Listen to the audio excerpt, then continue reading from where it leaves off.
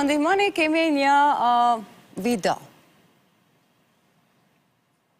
Përshëndetje për juve që jeni në ATV aty një grup, për Resul Sinani, ma shumë për ty, edhe për Resulin tem, për nipin tem, inshallah, bëhet mirë edhe ma mirë, inshallah pres edhe ma mirë me pa.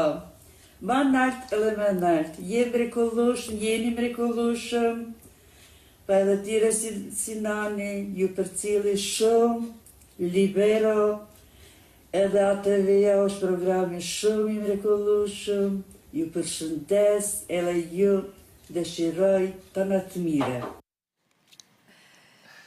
Ishte gjyshja e Resulit, kolegu ton student në kolegjin AB, që sot gjatë gjithë ditës ka qenë bashkë me Alfreda, Natalian, një mesazh nga gjyshja e tij. Faleminderit shumë, jam shumë i emocionum edhe i nderum që u bë pjesë e emisionit, gjyshja e Adashit. Uroj shumë vite me jetë dhe shëndet. Okej, kthehemi, kjo ishte surpriza. Ndoshta si dihet gjatë kohës do të kemi edhe të tjera. Qohen tash gjyshe tjera, ai ta përshëndesim Bleronën, Alfredën e Natalian. Ama ti mas pari duhet me prit në hera e dy që jemi bashka, po?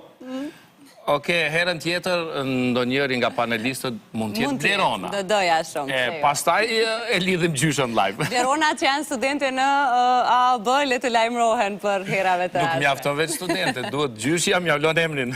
Pra, po. Hajde, Natalia, do të kalujmë tek ti me informacione tjera. Po, pa tjetër, si pas të dhënave të fundit të KQZ-s, në vazhdim do ndaj me juve se në cilat komuna deri tani ka dalje më të madhe të qytetarëve. Në Prishtinë kanë votuar 27.37% deri në orën 15, gjithsej 60.874 votues kanë shfrytzuar të drejtën e tyre në kryeqytet, sipas të dhënave të Komisionit Qendror të Zgjedhjeve. Në Mitrovicën e Jugut, pjesëmarrja në zgjedhjet mbetet me përqindje pothuajse të njëjtë si në kryeqytet, deri në orën 15, atje kanë votuar 27.31%. Në Gjilan, 22.51% ishte dalja deri në orën 15. Më pak dalje në zgjedhje ka pasur në komunat në krahun tjetër të vendit. Në Prizren, deri në orën 15 kanë votuar 16.44%, në Gjakov 17.24%, ndërsa në Pej 18.64%. Faleminderit shumë, Natalia. Alfreda, kemi diçka të re? Lajm gjatë këtij transmetimi, gazetori Ndriton Sadiku ka raportuar për prezencën e kryeministrit në Dorheqja, Albin Kurti në Mitrovicë, e po ashtu edhe për mandatorin për kryeministër Glauk Konjufca, ku ka qenë në qytetin e Pejës dhe në Gjakov. E pikërisht për këto vizita ka reaguar në një konferencë për media, Aleanca për Ardhmërinë e Kosovës. Besnik Tahidi nga kjo parti ka thënë se vizitat e tyre në një ditë zgjedhje si kjo e sotmja vlerësohen si tentim për ndikim. Prandaj ata kanë bërë thirrje të gjithë qytetarëve që të dalin të votojnë, për kë ata vlerësojnë dhe kë ata mendojnë që duhet ta kenë votën e tyre. Faleminderit shumë, Alfreda. Kthehemi në studio, tani në këtë pjesën tjetër të studios, në fakt se jemi një studio e madhe, edhe jemi drejt për drejt me plot kolegë tonë, edhe duke mos haruar ata nga tereni, por edhe ata të cilët janë në prapaskej në regji atje, të cilve u japim falenderimet më të përzemërta. Tani mua e Resulit në studio, na është bashkuar Arbër Jashari, avokat. Arbër, mirë se erdhe. Mirë se u gjej, falenderit për ftesën. Arbër, mirë se erdhe. Falenderit për mundësinë që... Si ishte kjo ditë për ty? Si e përjetove sot? A dalloj diçka nga hera e fundit? Ishte ditë me shi së mirë, në përgjithësi, edhe nëse shumica ose një pjesë e madhe konsiderueshme e qytetarëve të Republikës Kosovës, cilët kanë marrë pjesë ose është zhvilluar në rang lokal balotazhin në qytetet dhe vendbanimet e tyre dhe ne kam marrë pjesë. E kam ushtruar drejtën time të votës, ishte një ditë pjesa tjetër pothuajse krejt e zakonshme, natyrisht duke përcjell edhe pak edhe atmosferën zgjedhore, është kriju pothuajse një zakon i mirë në media tona që ditët e zgjedhjeve po duken më shumë si një fest ku gazetarët po raportojnë nga tereni edhe për lajme që lidhen me zgjedhje, po edhe me personazhe të veçantë edhe me ngjarje të veçanta, karakteristike, dyqysh si viti i ri po duket me shumë laramani programi dhe mendoj që kjo është një prej pjesëve më të bukura të ditës së zgjedhjeve. Kjo duke qenë se në vetë vetiu, zgjedhjet din t'jenë të mërzitshme dhe të prodhojnë tension, pasi që është një garë dhe ku ka garë natyrisht ka tension, ka akuza, ka kundër akuza, ka dyshime, ka dezinformata, gjithë qka tjetër, por ajo që unë e kam vrejt në zgjedhjet e fundit, e mira pozitiv. E mira pozitiv. Unë i kumë përcjell 2 parë zgjedhje si gazetar në vitin 2010 ose 2011 dhe po më duket i kumë përcjell zgjedhjet lokale në Klinë dhe zgjedhjet e përgjithshme në Prizren. Bëhet fjalë dikon më shumë se 10 vjet i ka. Kanë qenë dimen, në atë ku ka qenë shumë e vështirë resol, se kena pas komoditetin që të lidhemi nga secili qytet i Republikës Kosovës. E di që na dërgojshin ofer postave të qytetit zakonisht, edhe ka qenë politikë redaktoriale që thëshin mos u lidhni gjithmonë me prapavit njëjtë, ndrënë pozicionin mënyrë që publiku ta ketë idenë sikur po raportoni pe vendeve të ndryshme.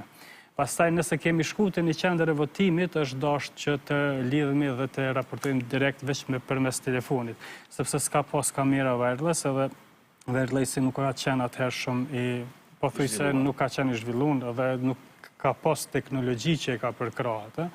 Gjithsesi unë i maj në mend që ditë shumë intenzive dhe tash kur është larguar ajo pjesa e vështirë e mundimshme, kam betë në sinë kujtesi ditë bukura të jetës teme, me shumë dinamik, me shumë zhvillime, me gjithçka. Pas këtyre përvojave personale që ndave me ne, le të flasim pak për qytetarët edhe njohurit e tyre mbi të drejtat që u takojnë kur bëhet fjalë për zgjedhjet. Sa vrehet ndër vite, do të thënë vedisimi i tyre, pajisja me informacionet e duhura edhe për të drejtat e tyre, edhe ndikon kjo nga njëherë që të ketë mosbesim në institucionet e ligjit kur ata nuk e kanë informatën e drejtë ose të saktë. Vërtet është që në sidomos për viti 2014 e kënena, Kosova njihet si vendi që ka një besueshmëri të madhe në institucionin e zgjedhjeve dhe në institucionet që organizojnë zgjedhjet. Mirë po deri të kjo nuk ka qenë fare e lehtë, duke qenë se Kosova pas luftës është ballafaqu me shumë vështirësi, dhe ka pas procese të shumta për vjedhje dhe manipulim të votës, gjë që kanë diktu pastaj që Kosova të marrë shumë masa në këtë drejtim, ta ndryshoj ligjin penal, pra kodi penal është ndryshu dhe veprat penale kundër drejtave të votimit janë shtu, janë përfshi ma shumë veprime si vepër penale, me legjislacion vjetër kanë qenë 6, tash janë 11, është një kapitull i tërë, janë rrit dënimet, pastaj ka dhënë efekt kjo? Po, pa tjetër që ka dhënë, shumë bilje.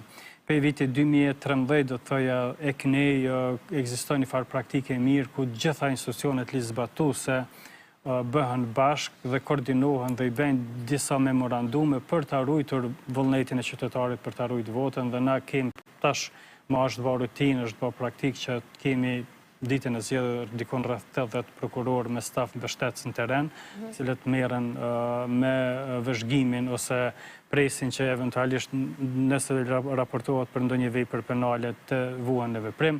Pastaj njëjtë kemi edhe gjyqtarët e procedurës paraprake të cilët rrinë eventualisht nëse do të duhet dikujt aty shqiptojë ndonjë masë më e gjatë, edhe pse kjo mund ndodhë dhe të hanën realisht, por kjo ka dhënë efektin e vetë dhe për çdo palë zgjedhje na kemi më pak vepra penale dhe pothuajse që 10 vjet e më shumë kërkush nuk i konteston zgjedhjet, kërkush nuk i konteston rezultatin e zgjedhjeve. Gjithë mund të jenë të pakënaqur, mund të ketë raportime për ndonjë ekses ose mund të ketë për ndonjë ngjarje e cila